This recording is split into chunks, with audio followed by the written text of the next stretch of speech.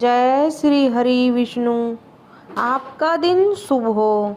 माघ मास का महात्म्य 7वां अध्याय चैप्टर 7 माघ पुराण की कथा।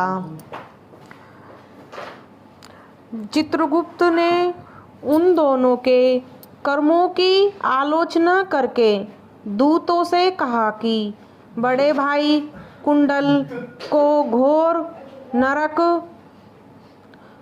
नरक में डालो और दूसरे भाई विकुंडल को स्वर्ग में ले जाओ जहाँ उत्तम भोग है। तब एक दूत कुंडल को नरक में फेंकने के लिए गया और दूसरा दूत बड़ी नम्रता से कहने लगा कि हे विकुंडल, चलो तुम अच्छे कर्मों से स्वर्ग को प्राप्त होकर अनेक प्रकार के भोगों को भोगो। तब विकुंडल बड़े विस्मय के साथ मन में संशय धरकर दूत से कहने लगा कि हे यमदूत, मेरे मन में बड़ी भारी शंका उत्पन्न हुई है, अतएव मैं तुमसे कुछ पूछता हूँ।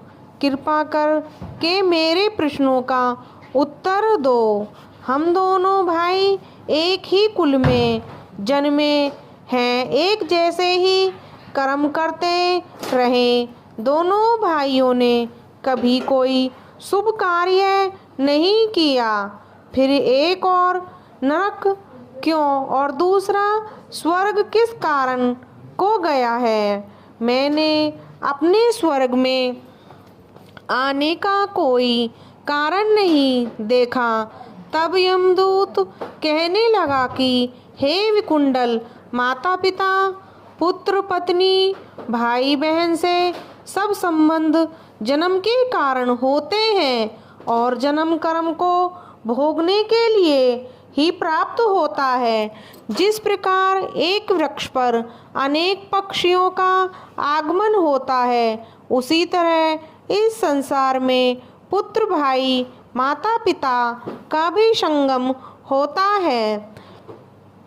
इनमें से जो जैसे जैसे कर्म करता है वैसे ही फल भोगता है। तुम्हारा भाई अपने पाप कर्मों से नरक में गया, तुम अपने पुण्य कर्म के कारण स्वर्ग में जा रहे हो।